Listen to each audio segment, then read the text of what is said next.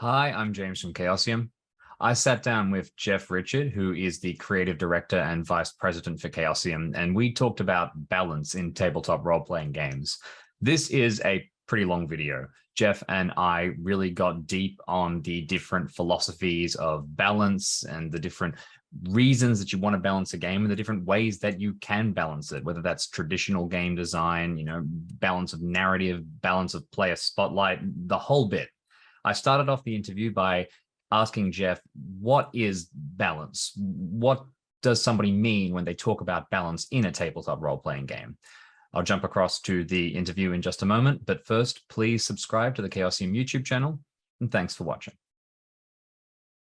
Well, game balance is something of a peanut butter word in that it gets meaning. A meaning adheres to it depending on what people want to talk about, and it can mean things like whether all the elements in the setting are properly balanced for that setting.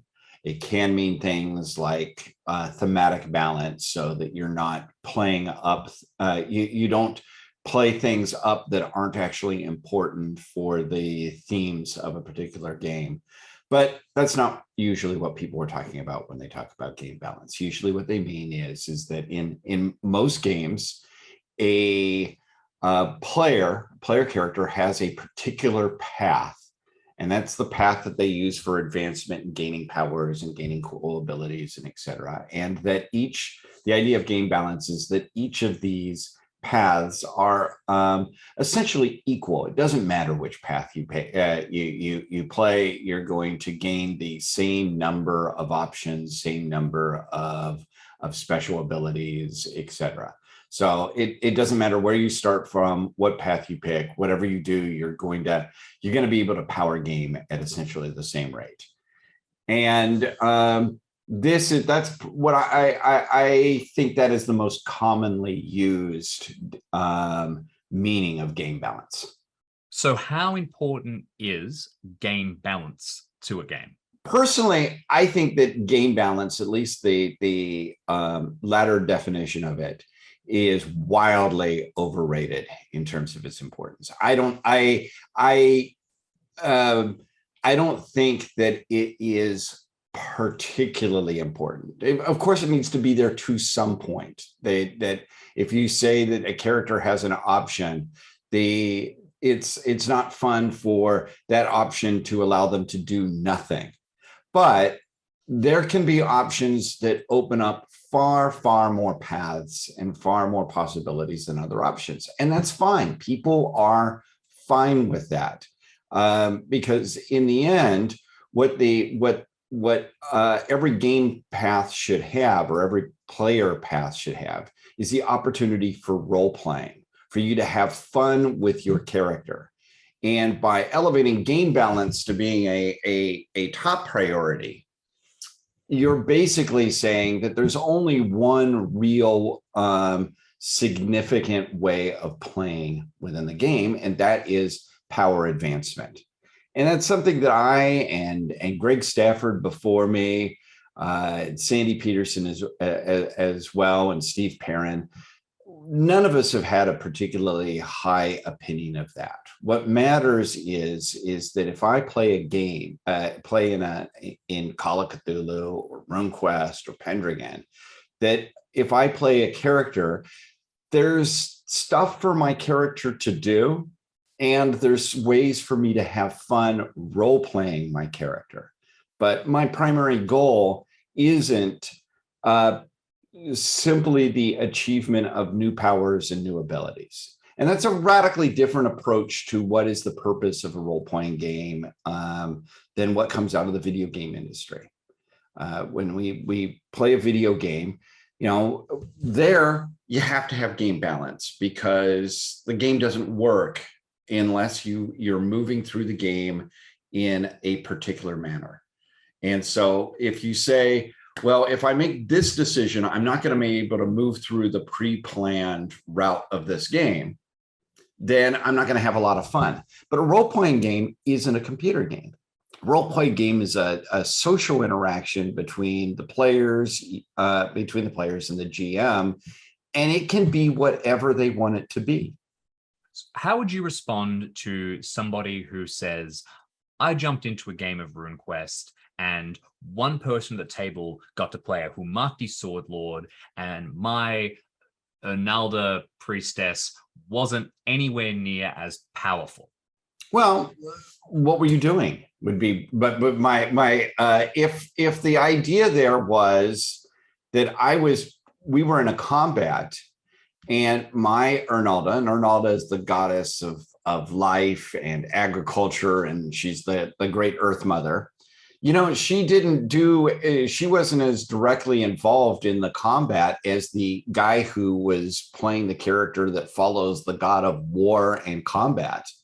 Well, I have to say, you know, to me, it's like, well, yeah, because that was Humakti is the god of combat. If you're playing an Ernaldan and you're role playing an Ernaldan character, then your focus should not be primarily on hitting things with a sword.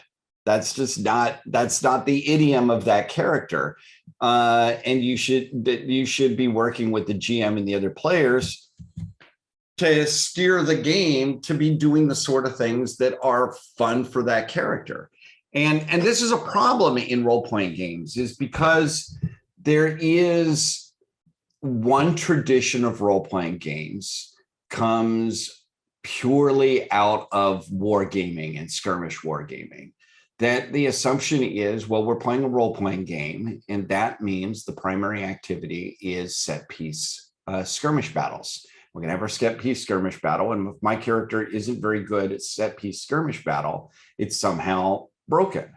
But RuneQuest and Call of Cthulhu and Pendragon are much, much broader than set-piece skirmish battles.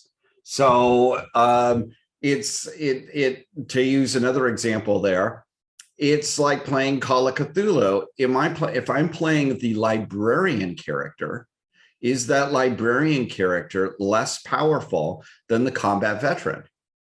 It sounds like what you're saying is that balance is very dependent on the purpose of a game.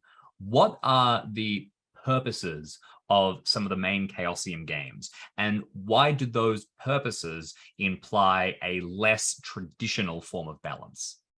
That's a really, what is the purpose of playing RuneQuest? What is the purpose of RuneQuest or the purpose of Call of Cthulhu or Pendragon? And at a certain point, we've got to step outside of the game and say, well, the purpose of a particular RuneQuest game is a social activity where the players and the game masters agree that they're going to be doing something that they find interesting and fun for that session of game. And so it can be, RuneQuest is set in a dangerous, often violent Bronze Age world. So violence is always a theme within RuneQuest. So some characters are going to want to focus on dealing with the elements of potential violence there. But it's also a setting of magic and of politics and of survival. And it could be that those skills or abilities or powers are really the center of the game. And the violence is something that we largely want to, we deal with it when we have to, but we try to avoid it as often as possible. And then this gets to one of the other big problems with focusing on balance, is that if you start saying your game has potentially many purposes, then balancing it becomes nearly impossible. Because if I say, going back to your previous example, let's say that we've got the same player group that includes the Ernaldan Earth Priestess and the Humakti Sword. But in this case, the game has become focused primarily on matters of tribe and of appeasing of the earth goddesses and of these sort of magical issues and of diplomacy and social interactions. And the Humakti complains, yeah, but my only skill is to hit it with a sword and kill it dead. And I don't get to do that very often because it's a game about it's a game about the nonviolent aspects of society. And there we'd have, even though the Humakti is really good at hitting it with a sword, the game, I mean, the actual game with the players and the GMs isn't being run in a manner to allow that Humakti to do that player to be doing things that player finds fun and interesting. And so there, the answer on game balance is actually outside of the rules mechanic entirely, and is a product of the social interaction between the actual players, the actual GMs, and hey, what are we going to do in this game? So you would broaden balance to not just include mechanics, not just include the buttons, the numbers, the statistics, but to also include player dynamics, time, social interaction, spotlight, even people's personalities who might want to be more in the spotlight versus be more of a supporting character. Yeah, absolutely. And this is the problem the moment we start talking about mechanical balance, is all of this stuff is irrelevant for mechanical balance. But the reality in many games, certainly in most of our games, is that these extra mechanical factors are really going to drive what are we doing in this particular game. Hey, Jamie, what do we want to, what are we going to do here? And what we do in a particular session in most Chaosium games are going to depend primarily on what the player wants their player character to do. And it can go in all sorts of different directions. And this is one of the reasons I do think that mechanical game balance, and again, that's pretty much the most popular definition of it. Mechanical game balance is wildly overrated because I think it's an impossibility if you're going to have conceptually broad games like RuneQuest or Call of Cthulhu. Monty Cook has a great little piece that he wrote on an idea called Ivory Tower game design, which is the idea that you can come into a game that is poorly balanced or poorly mechanically balanced, and through no fault of your own, end up with a kind of trap build, something that isn't very good and that is frustrating for you. And I think there are some people who think that the solution to this problem of Ivory Tower game design is to carefully balance things so that people don't accidentally stumble into something that isn't fun to play. How would you respond to people who say, if it's not balanced, I might end up with a bad character and that shouldn't be my fault? Okay, I'm gonna, the first word that you said in here that set me off is the term build. And that's one of the big problems, right? There we are. So you look at how we make a character in RuneQuest or in Pendragon or Call of Cthulhu. It's just, but we'll use RuneQuest because it's the one I wrote the most on. So it's the one I'm going to use. So in RuneQuest, we build a character, and we start by placing the character in the setting. We work at the past, that character's past, before we even start making the character. Who were your grandparents? Who is your parents? What happened at this battle? What's your character's family story? And then we go in, and it becomes, what are your key personality or magical archetypes? That's our runes. And then from there, okay, now maybe I've got I can envision this character. Let's develop the characteristics. And from there, we pick, what do you do for a living? And what cult is your character devoted to? And I put it that way because this isn't really a lot of building. It's we're going to develop a story about a person, and the things will just fall into place for that story. And it could be that characters could be more efficiently rationalized in terms of what they've put, they've dedicated their life to, and how efficient they've been in really learning the most important skills that might make their occupation easier, or might make their god happier. But honestly, I can say the same thing about any of us in real life. I mean, Lord knows the amount of time that I've wasted on pursuits and activities that did not contribute to making me a more effective writer or businessman.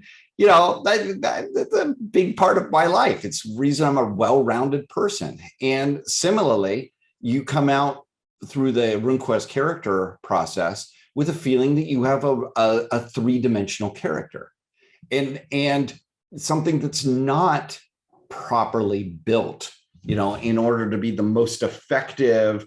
I'm not creating a character to be the most effective user of lightning and thunder powers of all time. You just don't see. You don't see players in RuneQuest doing that. And it's the same thing with Call of Cthulhu. When I play Call of Cthulhu, I make somebody that I think is going to be an interesting character to play. God knows whether that character is going to have skills that are particularly useful in dealing with the Cthulhu mythos. If we really shouldn't be focusing on these finicky points, if the balance and mechanics behind the exact details of a character's statistics aren't that important, then why have we decided to stop where we stopped in RuneQuest and Call of Cthulhu? Because there is some level of game balance in those systems. Why have they picked there to stop?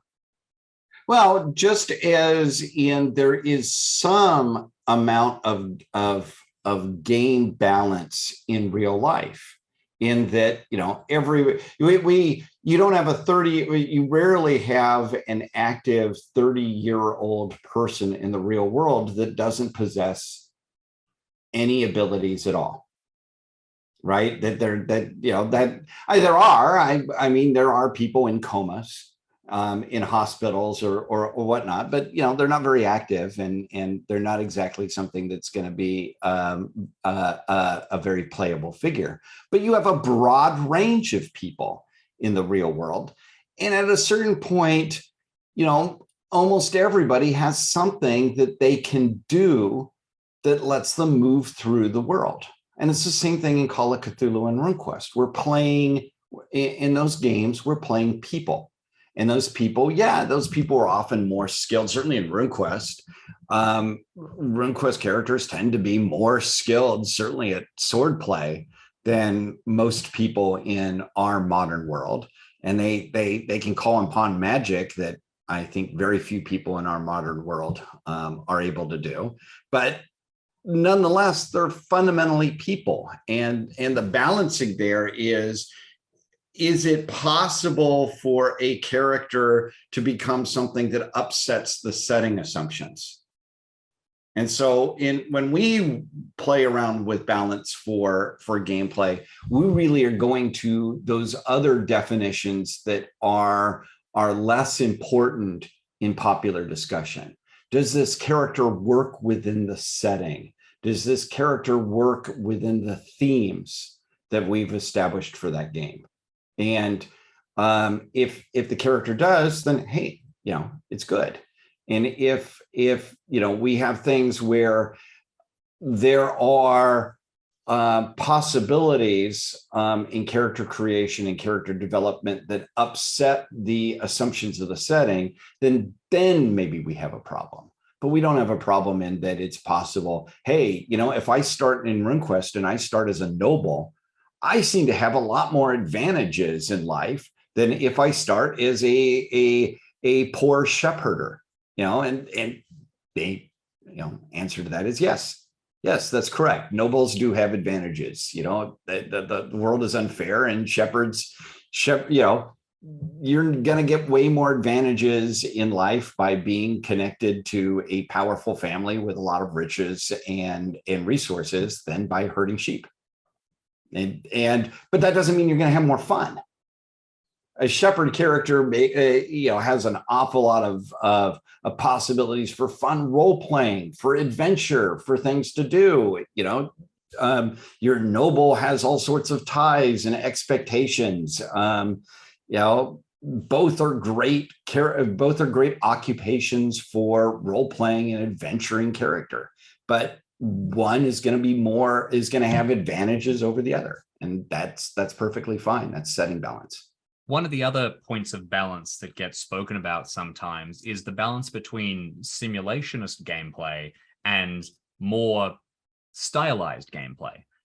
Am I hearing correctly that you think that it's pretty important to simulate not necessarily life or realism, but simulate the rules of a setting very acutely?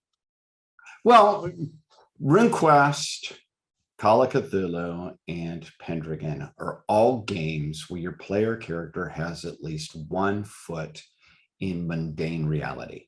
And that's where a lot of the tension in the game comes.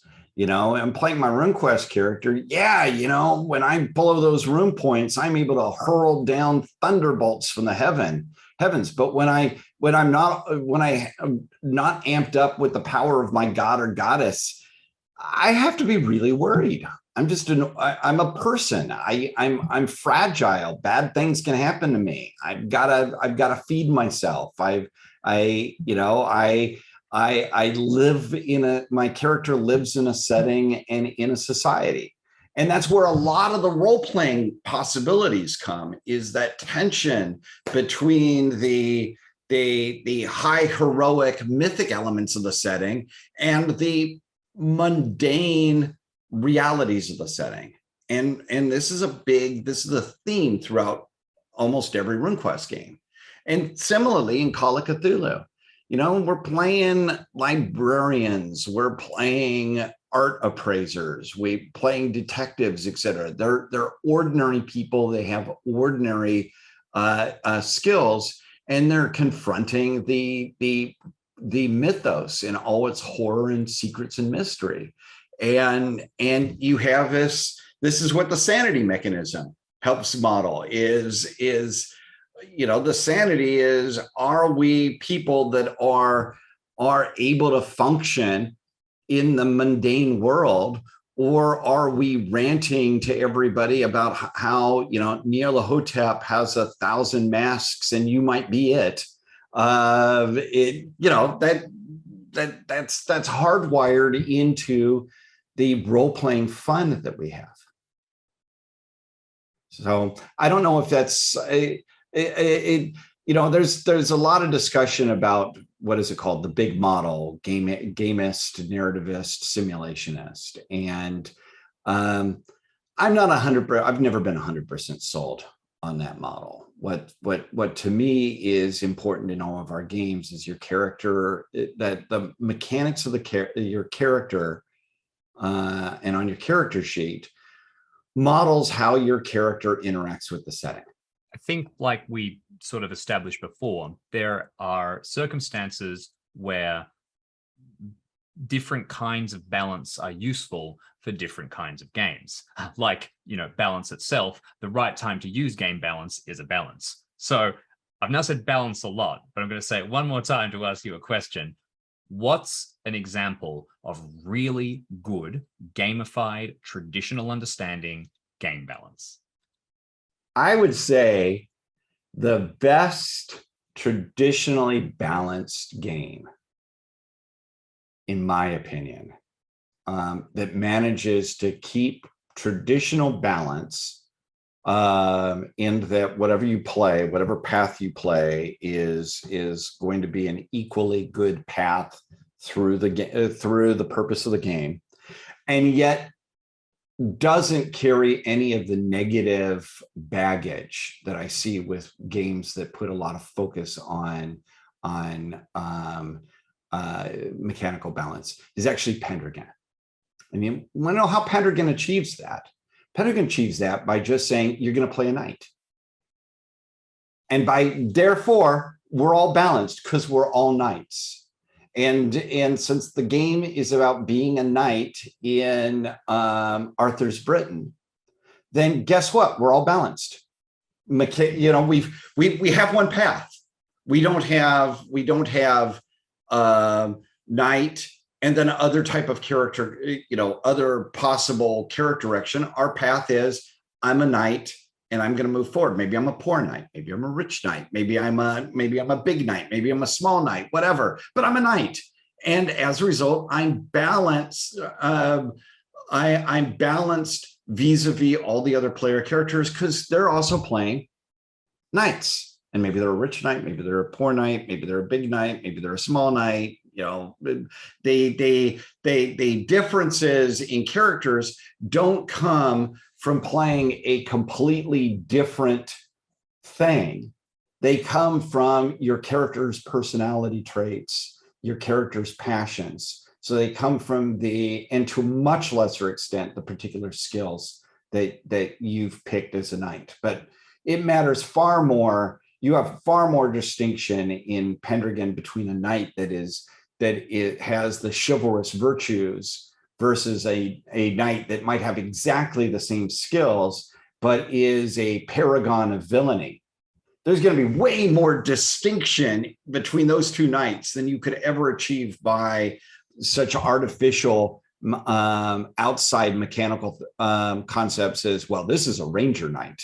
And this is a priestly knight because we have these different these different advancement paths. No, it's handled through the personality trait and passion mechanics. And as a result, I think it's actually the best balanced game that I can really think of.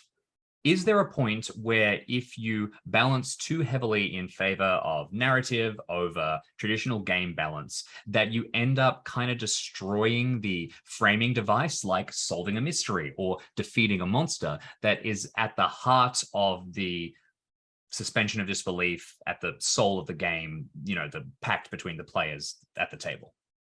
Well, so to me, I find too much of an emphasis on mechanical balance destroys the framing device. So I have actually the opposite. For me, if we have a group of players playing RunQuest and somebody says, you know, I want to play Toshiro Mifune as a Ronin. What does that mean? Okay, well, you know, you're a mercenary and you follow Humak the war god. Somebody else says, yeah, and you know what I want to play? I want to play a vegetarian pacifist. And so, you know, we have the mystic vegetarian pacifist tagging along with Toshiro Mifune. And somebody else says, you know, I want to be a devotee of sex and fertility and of life. Okay, cool. And somebody else says, yeah, you know what? I want to be a somebody who aspires to becoming a leader of our people. And I'm exiled now with Toshiro Mifune, and we're all tagging along now in the Badlands of Prax. Now, as a GM, I have a trick here. These are very different types of characters. And so I have to weave something where all four of them are able to meaningfully interact with that setting and the stuff that I'm putting together. And that's, you know, that's why I don't get the big bucks as a GM. But that's a part of my job there. My job is not to say, okay, we have these four characters. Here's the set piece battle for tonight. Because that's not going to work. We've got a vegetarian pacifist. We've got the snake lady. And you're only going to be giving it to two of the characters. You're only going to be giving fun for two of the characters, unless you talk to them and they say, hey, it's totally fine. We're fine if we have a few sessions where Ronan and leader guy, you know, go off and do their stuff. But most people are going to say, you know, it's okay if we have one session that's combat related, but now we'd like, you know, would you make sure that the next session maybe has more stuff that deals with things that are interest to me as a player through my player character. And that's tough work. You know, that's that's part of what makes a good or even a great campaign, is weaving together these very different instruments. And I can't remember which game designer put it this way, but there's a big element of running a role-playing game that's like playing improvised jazz. You know, you have these instruments, and you got to make these instruments all be able to put out a tune, and it can get really difficult because players don't tend to pick your traditional quartet of instruments. You know, someone might pick the violin, and someone might pick the flute, and then somebody else picks the tuba, and somebody else picks the trombone. You know, these aren't, you know, in a game like RuneQuest or Call of Cthulhu, you know, you can have very divergent instruments, and the trick in the game is to weave them together to make cool music. Boy, that was a pretty poetic metaphor I used there. But if we look at balance, what you're saying is, well, what we're going to do is we're going to have a restriction. You are going to play a flute, or you're going to play a clarinet, or you're going to play a violin, or you're going to play a cello, and that's what we do. And this is how you arrange, you know, all our songs need to follow these particular structural rules. And that's a valid way to approach the issue. It's not one that I particularly like. It's not one that Greg particularly liked. The approach we take is, you know, this is like jazz. You know, you take your instruments, and we try to weave something together for it, and that's how we achieve a degree of balance. I really like that answer, and I really like the analogy. So I'm going to pull it on a little more, and I'm going to ask you a question based on that. You know, you come into anybody listen to jazz anymore? Wait, how irrelevant am I? No, you're all good. You come into the jazz room. You know, you're everyone's grabbing their instruments, right, from the back room. Now, unfortunately, if you want to play the clarinet, it's broken and out of tune. Whereas if you play the organ, you know, there's also a violin attached to it, and it comes with a drum set, and you get your own backing chorus. What do you do when the system is so unbalanced? It just emphasizes something so much. How can you possibly, using narrative and using the kind of structure of a story, balance against something if the game system doesn't have at least some fundamental amount of game balance that aligns the players on a similar field? Well, I first off, I'm going to go back to your setup there. I'm going to say half the cool music that's been composed in the last 50, 60 years had exactly this issue of broken instruments and things that are out of tune. I mean, hell, no one's ever going to say the Velvet Underground were a band that played their instruments perfectly, but boy, they made some great music. Or you know, there's a certain element where if you're saying, you know, we need to come out, like a game needs the end result of our game needs to be this predetermined thing, then yeah, you know, giving everybody whatever instruments they want to play is a problem. On the other hand, if what you're saying is, you know, okay, this is the game we're going to be playing. And the game's going to be set. It's going to be set in, we're going to be playing a game, and it's going to be set in Sartar. And, you know, here are some of the important things going on in Sartar, which is, of course, what happens when you start doing the RuneQuest character generation process is if the GM says, hey, it's going to take place in Sartar, you start becoming exposed to what are some important themes. Oh, the Lunars killed my parents. You know, I probably don't want to play a character that is a Lunar. Or if I do, then now I have a really strong role-playing hook. But by allowing the players to kind of pull together things that they find interesting, you as a GM, your job there is okay, these are the characters I have. And I have a strong preference to tying the characters together before the session. This is why in the RuneQuest rules, it's encouraged. Hey, if you do that character creation together, characters are going to find connections and they're going to start tying their characters together. They're going to solve a lot of your GM's, your burden as a GM of why are these, why do I have these 4 weirdos together in a party? The players do that work for you. And once they start figuring out a reason why these 4 or 5 or 6, however many people are in your party, should be cooperating and interacting with each other, then it starts becoming surprisingly easy to weave those characters together and do our jazz improvisation. Whereas what I find with the really heavily balanced games is all the focus is, I am trying to build a character that is efficient within the path that I've picked here. It does the things that it needs to do. I have the correct prerequisites in order to use the best feat or ability or magic power or whatever it is for this particular character path. And now we get to the actual gameplay and the role playing, which to me is what really matters in a role playing game. The role playing really gets left out.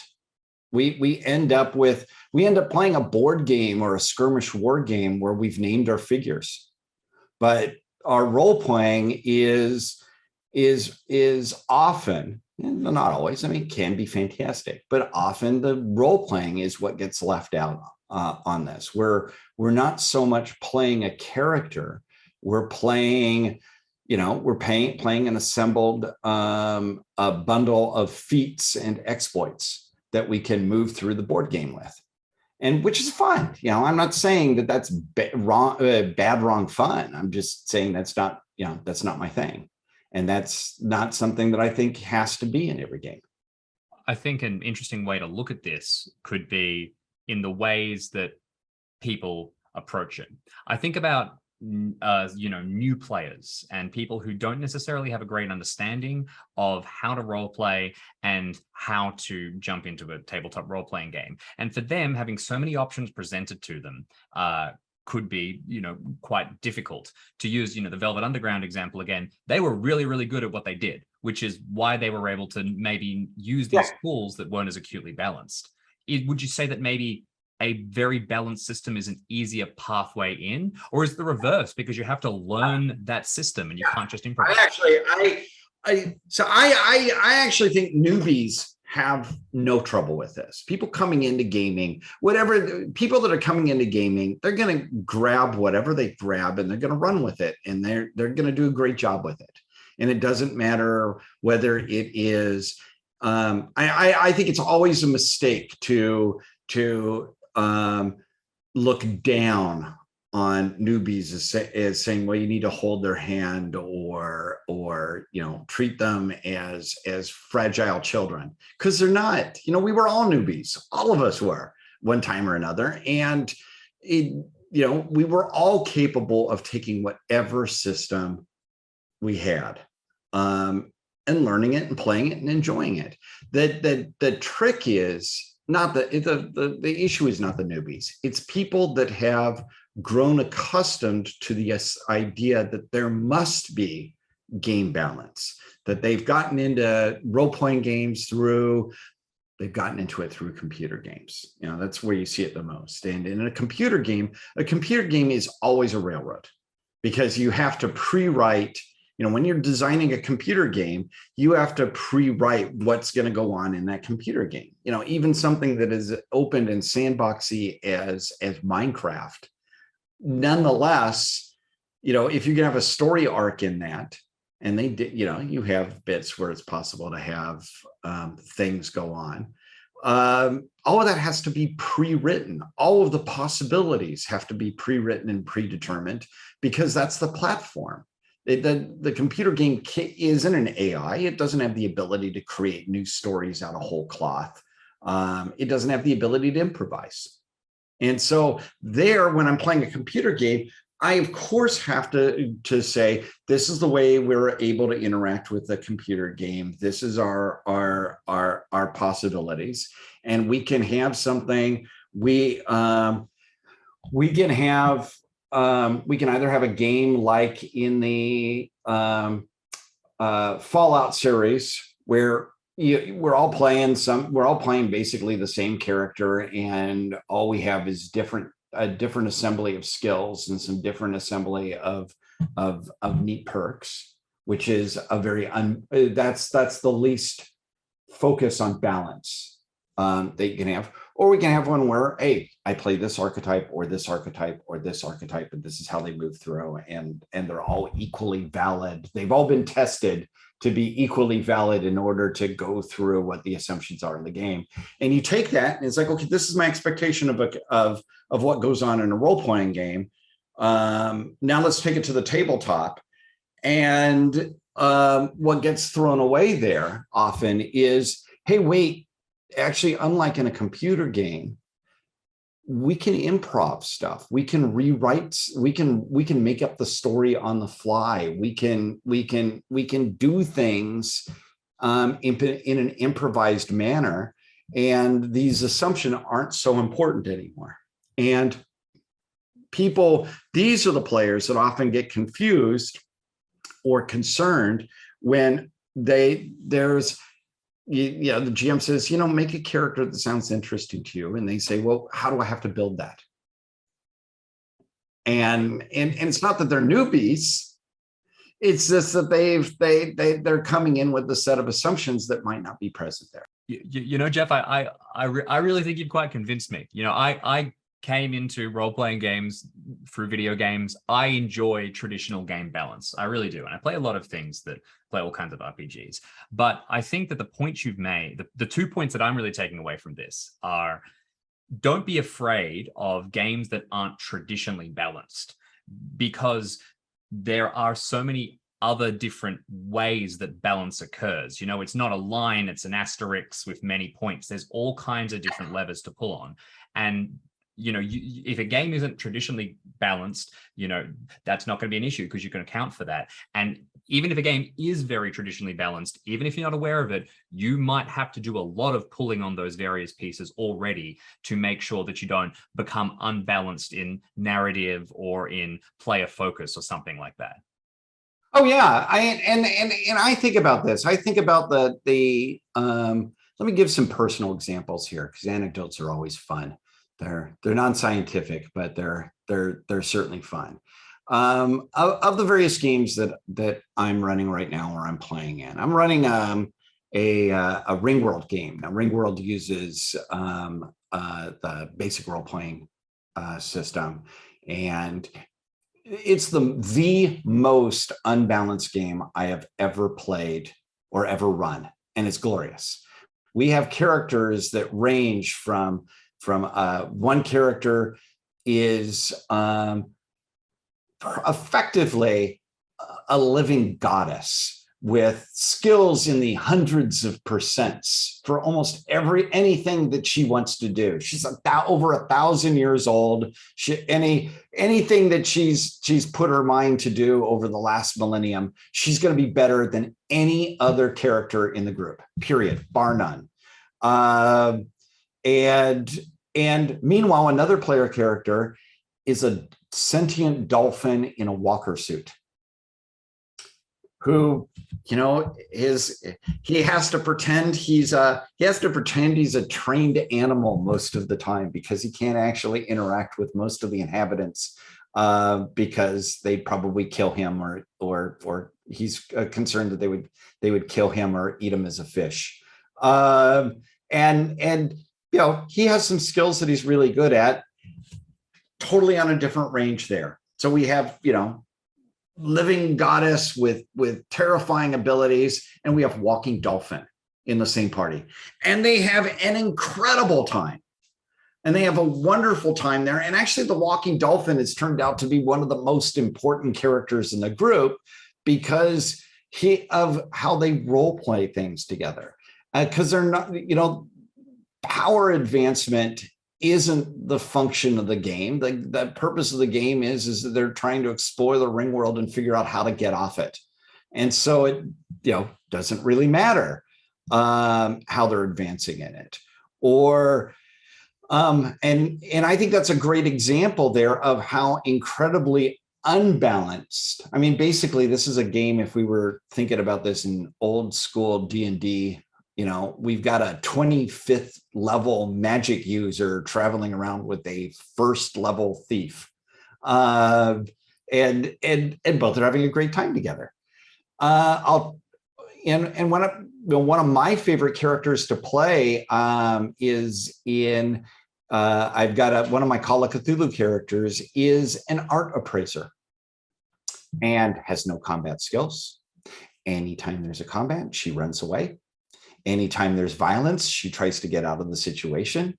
Has never actually been near enough or long enough to any manifestation of the mythos to have lost anything more than a minute amount of sanity, and is a wonderful character, and that's it's on the low end of the power spectrum, but that's not the point of it. The point of it is to use the abilities that I have in order to do stuff that is cool and fun in the session.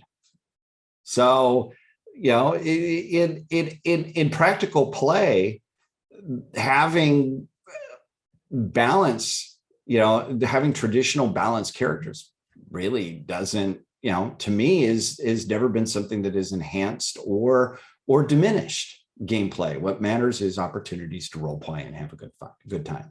This makes me think of the Lord of the Rings, the classic Tolkienist fantasy that is the foundation of a lot of the ways that we approach, classic fantasy tabletop role-playing games. Merry and Pippin weren't very well balanced against Aragorn and Legolas, but the stories of Pippin at the Citadel of Gondor and, Merry with the Riders of Rohan, they're fantastic and they're important and they're huge story. And who would you rather play actually in a game? I would much rather play Merry or Pippin than Legolas. What does Legolas get to do? He shoots things. Okay, yeah. What do Merry and Pippin get to do? Everything. They're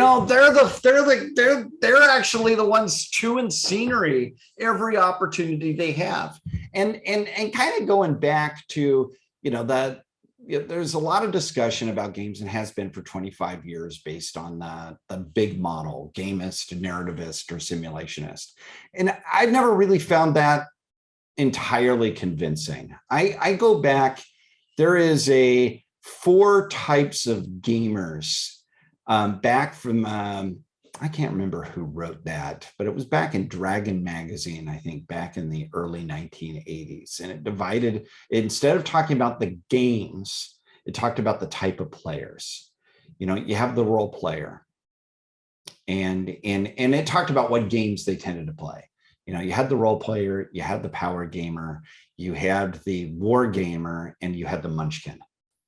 And the role player played RuneQuest because they were into. Oh, I think there was also I think there were 5 types. I think there was storyteller, and so you had the role player. They played RuneQuest, and what the role player wanted to do is he wanted to have a character. They wanted to play that character, role play that character in that setting, doing neat and interesting things. You had the power gamer, and the power gamer wants to accumulate power. And again, these are all value neutral. All of these are completely legitimate purposes to want to play. You had the war gamer. The war gamer wanted to play complex skirmish games, and they would name then there was, everybody gets mocked a little bit in this essay. It's totally worth looking up. It's I think from 81, 82. And, the war gamer names his character, knight number 1 to be replaced by knight number 2 to be replaced by knight number 3. Because, that's not where the war gamer was getting their fun. You have the storyteller, and the storyteller doesn't really care what's going on. They just want to be able to tell a cool story going on. And then you have the munchkin. And the munchkin, nobody knows what the munchkin's trying to do. The munchkin is just doing something. and which is what we get the term munchkin from. I think actually comes out of this essay. And all of these are completely valid reasons to want to play a game, and they're totally valid forms of gameplay. I personally am a role player, and the games that I work on tend to be oriented around role playing as the primary goal. But if you're not somebody who really, if you're somebody who wants to power game, there's nothing wrong with that. But that you shouldn't assume that every game system caters to what your interest is. Find a game system that caters to the things that you think are fun and interesting, and run with it. I personally think role playing is the most fun way to approach a role playing game. You know, and the reasoning is kind of in the title of the game. It seems a little almost low key at the end of this to come to the conclusion that, well, the thing about traditional game balance is that you need to understand that because a system doesn't necessarily have it, doesn't mean it's not good as a system. It just might not be good for you. But I think that's a really good way of looking at it. And Jamie, I think that that's a really important takeaway. And I think there's an awful lot of people that approach a role-playing game because they want to role-play a character, in which case I think our games are awesome for them. I mean, I think that Chaosium makes the absolute bar none best role-playing games. I'm gonna, you can see role-playing bolded, maybe all caps with quotation marks around it. But if your interest in playing a tabletop role-playing game isn't primarily role-playing, but maybe it is, hey, I really get fun having that advancement to the next level, and that's where I get my primary joy. Maybe you need to think, well, what games really focus on that, or all of our games have an element of the power gaming. They have an element of the war gamer in them. They have an element of the storyteller, and they have an element of the munchkin. Everything, Greg liked to say the world is made out of everything, but some things have more of certain stuff than others. And so if you look at our games, they're primarily role-playing games, but they've got some power gaming, they've got some war gaming chilling, they've got some, they've got all of the bits to it. But what is important, getting back to the beginning of this, what is most important is the role-playing, which means that the balance factors that are often so important for power gaming and war gaming is not going to be as big of a priority.